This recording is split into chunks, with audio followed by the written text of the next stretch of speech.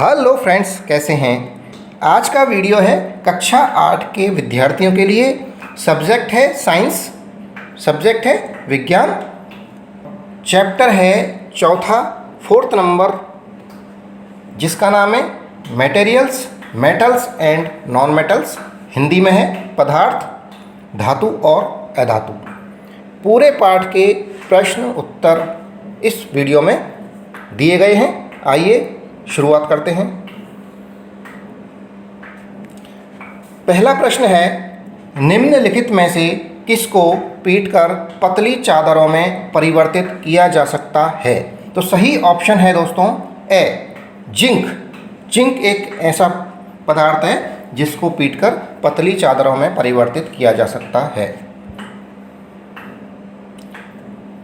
प्रश्न संख्या 2, निम्नलिखित में से कौन सा कथन सही है। सही ऑप्शन है से। 4 ऑप्शंस दिए हुए हैं, इनमें से सही ऑप्शन है से। सामान्यतः धातुएं तन्य होती हैं। प्रश्न संख्या 3, रिक्त स्थानों की पूर्ति कीजिए। क है फास्फोरस बहुत रिक्त स्थान अधातु है। इसका रिक्त स्थान में आएगा सक्रिय। फास्फोरस बहुत सक्रिय अधातु है।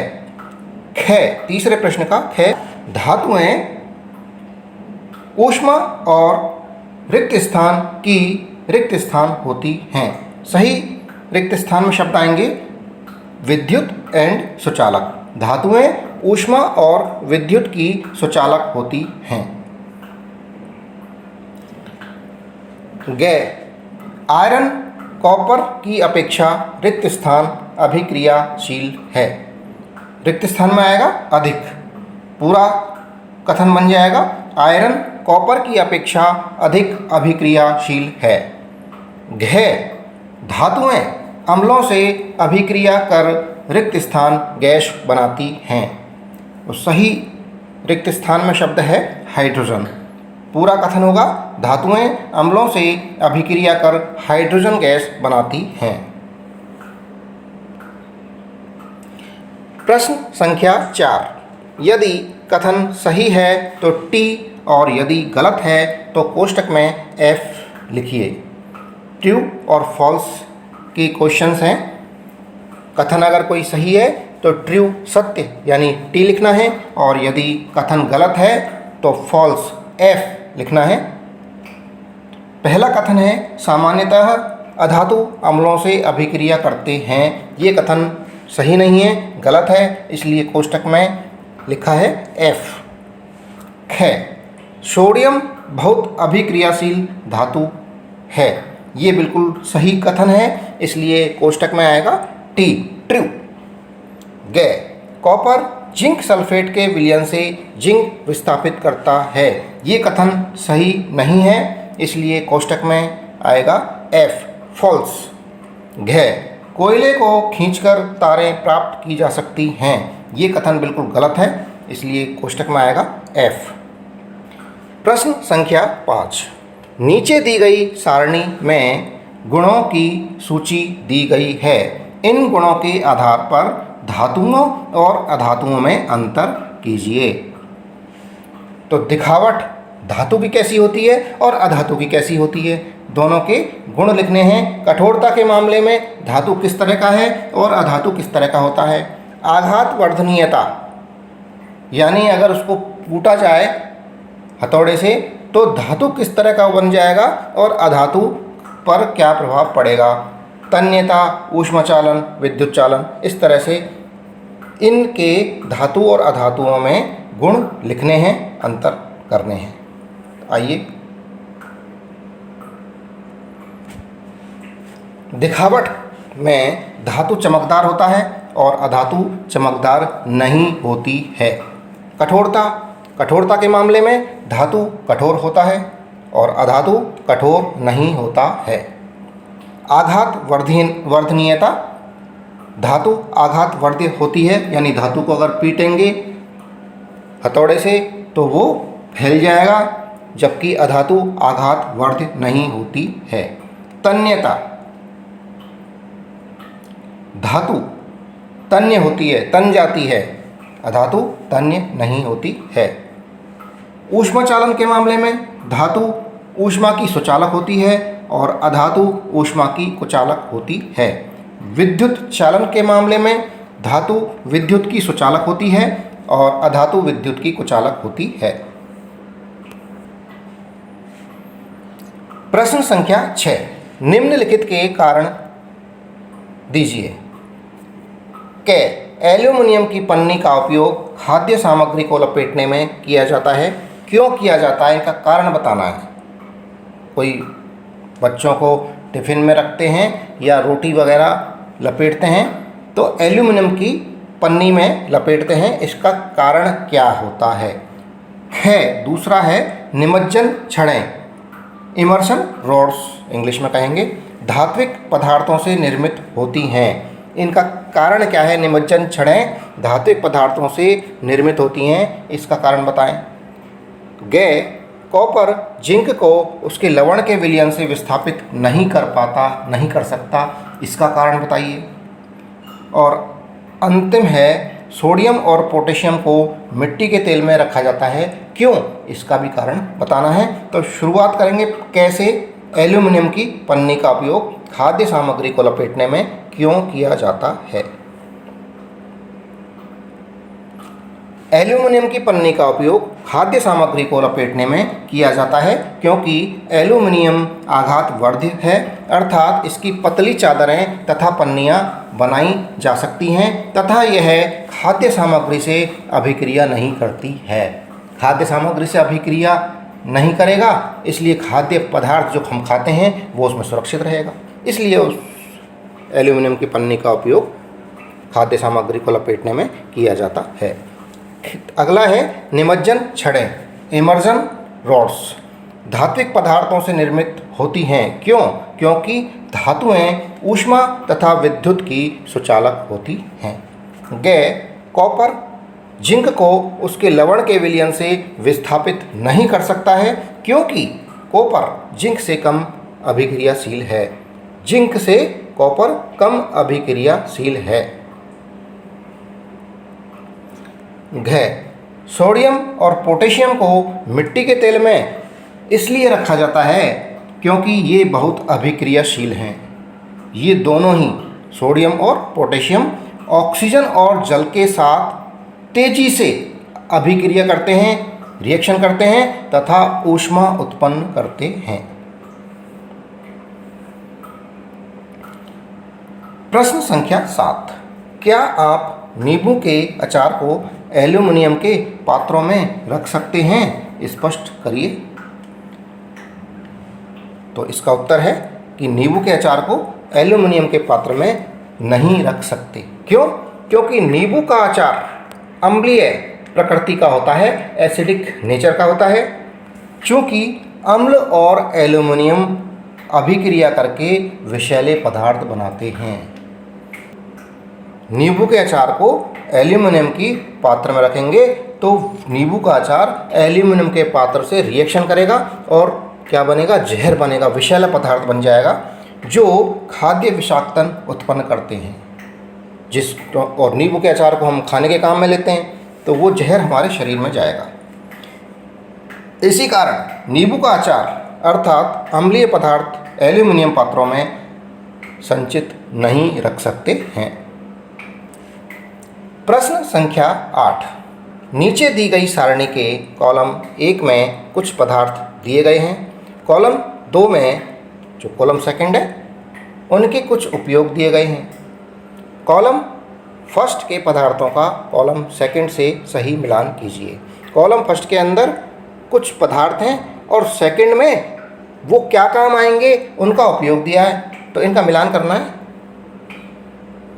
ये पदार्थ देखिए, पहला है गोल्ड, दूसरा आयरन, तीसरा एल्यूमिनियम, चौथा कार्बन, पांचवा कॉपर, छठा मरकरी। और इनके उपयोग दे रखे हैं।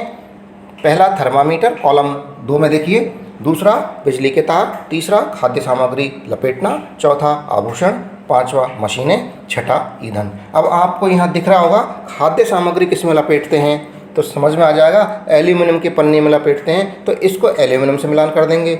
आभूषण किसके बनते हैं? सोने के, गोल्ड के, इसलिए गोल्ड से मिलान कर देंगे।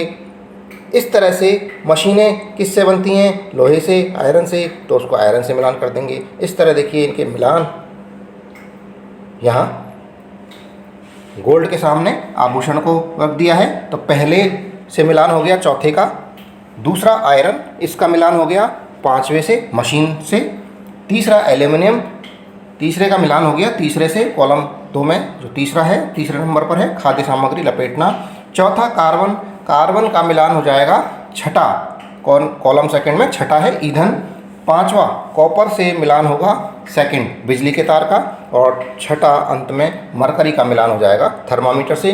थर्मामीटर में जो टेम्परेचर नापता है, थर्मामीटर के अंदर होता है मरकरी, पारा होता है, इसलिए इसका मिलान कर दिया है। प्रश्न संख्या 9, क्या होता है जब ये दो हैं, इनके बताना है कि क्या होगा। पहला, तनु सल्फ्यूरिक अम्ल कॉपर प्लेट पर डाला जाता है। और ख है, लोहे की कील कॉपर सल्फेट के विलयन में रखी जाती है। और इन अभिक्रियाओं के जो क और ख की अभिक्रिया होंगी, इनके शब्द समीकरण भी लिखने हैं। तो शुरुआत करेंगे। उत्तर, क, तनु सल्फ्यूरिक अम्ल को कॉपर प्लेट पर डालने पर कॉपर सल्फेट तथा हाइड्रोजन गैस उत्पन्न होती है। तनु सल्फ्यूरिक अम्ल को कॉपर प्लेट पर, जब कॉपर पर डालेंगे तो कॉपर सल्फेट बनेगा और हाइड्रोजन गैस उत्पन्न होगी। अभिक्रिया का समीकरण देख लीजिए। कॉपर प्लस सल्फ्यूरिक एसिड, दोनों को जोड़ दिया है ना। सल्फ्यूरिक एसिड को कॉपर पर डाला तो क्या बना? कॉपर सल्फेट और हाइड्रोजन गैस। ख, जब लोहे की कील को कॉपर सल्फेट के विलयन में रखा जाता है तो कॉपर सल्फेट विलयन से कॉपर विस्थापित यानी कॉपर अलग हो जाता है और आयरन सल्फेट बन जाता है। आयरन उसकी जगह पर आ जाता है कॉपर की जगह पर, तो कॉपर सल्फेट की जगह पर आयरन सल्फेट तैयार हो गया एंड कॉपर अलग हो गया। इस तरह से कॉपर हमें प्राप्त हो जाता है। अभिक्रिया का शब्द समीकरण है। देखिए दोनों अभिक्रिया हो रही है, कॉपर सल्फेट और आयरन की। ये लोहे की कील है, आयरन की कील है, तो लोहा आयरन प्लस कॉपर सल्फेट की अभिक्रिया से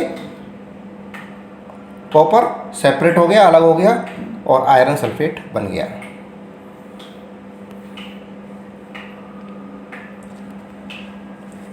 प्रश्न संख्या 10, सलोनी ने लकड़ी के कोयले का एक जलता हुआ टुकड़ा लिया और उससे उत्सर्जित होने वाली गैस को एक परख नली में इकट्ठा किया। अब यहाँ देखने क और ख हैं। वह गैस की प्रकृति कैसे ज्ञात करेगी? गैस की क्या गुण है ये पता कैसे करना है। और ख है, इस प्रक्रम, इस प्रोसेस में होने वाली सभी अभिक्रियाओं के शब्द समीकरण लिखिए। अभिक्रियाओं के शब्द समीकरण लिखिए। उत्तर, गैस की प्रकृति की जांच कैसे करेंगे? लकड़ी के कोयले से उत्सर्जित गैस या तो कार्बन मोनोऑक्साइड हो सकती है या कार्बन डाइऑक्साइड होती है, जिसके जल में विलय होने से कार्बनिक अम्ल बनता है। अब यदि इसमें नीले लिटमस पत्र को रखेंगे तो वह लाल हो जाएगा। यदि नीला लिटमस किसी विलयन में डाल दें और वह लाल हो जाए, इसका मतलब वो विलयन अम्लीय प्रकृति का है। ख, इस प्रक्रम, इस प्रोसेस में होने वाली अभिक्रियाओं के शब्द समीकरण। तो यहाँ किस किस चीज़ में अभिक्रिया हुई? लकड़ी का कोयला और ऑक्सीजन में, और इससे बन गया कार्बन डाइऑक्साइड।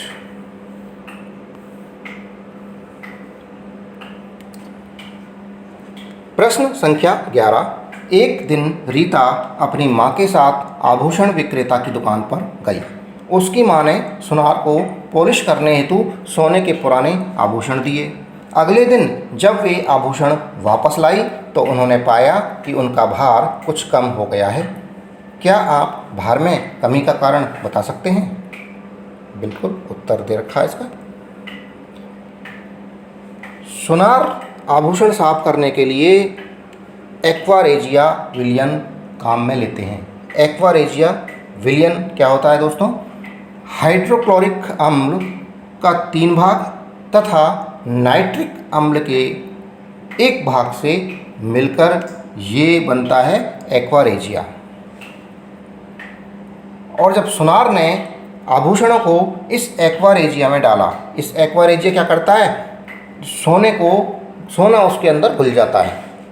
तो सुनार ने जब आभूषणों को इस एक्वा रेजिया में डाला और तुरंत निकाल लिया, अगर ज़्यादा देर डालता तो वो आभूषण पूरे के पूरे उसमें विलियन में घुल जाते। लेकिन सुनार ने केवल कचरा निकालना था, इसलिए एक्वा रेजिया के अंदर डाला और तुरंत निकाल लिया।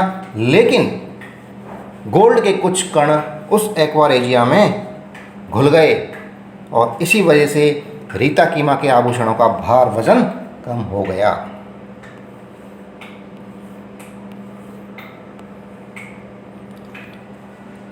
प्रश्न संख्या 13, कॉलम ए के पदों का कॉलम बी में दिए गए वाक्य खंडों से सही मिलान करिए। कॉलम ए के अंदर दे रखे हैं polyester, Teflon, rayon and nylon. Column B में ये दे रखे हैं कास्ट लुगदी का उपयोग कर तैयार किया जाता है, पैराशूट और मोजा बनाने के उपयोग में लिया जाता है। तीसरा, न चिपकने वाले भोजन बनाने के पात्रों के निर्माण में उपयोग में लिया जाता है। और अंत में है कपड़े में आसानी से बल नहीं पड़ते। तो किस किस के ये गुण हैं, इनको मिलान करना है। आइए, तो पॉलिएस्टर में कौन सा गुण होता है? आसानी से बल नहीं पड़ते हैं, सलवटें नहीं पड़ती हैं, ये होता है पॉलिएस्टर। टेफ्लॉन न चिपकने वाले भोजन बनाने के पात्रों के निर्माण में उपयोग में लिया जाता है। नॉन स्टिक कढ़ाई तवा वगैरह जो बनते हैं, टेफ्लॉन उनमें काम आता है। रेयॉन कास्ट लुगदी का उपयोग कर तैयार किया जाता है, लकड़ी की लुगदी का उपयोग करके रेयॉन तैयार किया जाता है। एंड नायलॉन काम आता है पैराशूट और मोजे जुराब बनाने के उपयोग में लिया जाता है। प्रश्न संख्या 14, संश्लेषित रेशों का औद्योगिक निर्माण वास्तव में वनों के संरक्षण में सहायक हो रहा है, टिप्पणी कीजिए। उत्तर, संश्लेषित रेशों का औद्योगिक निर्माण वास्तव में वनों के संरक्षण में सहायक हो रहा है, क्योंकि इसके लिए न तो पेड़ काटने पड़ते हैं और न ही जानवरों का शिकार करना पड़ता है। संश्लेषित रेशे रसायनों से बनाए जाते हैं और ये रसायन वनों से प्राप्त नहीं होते, बल्कि इन्हें कृत्रिम रूप से तैयार किया जाता है।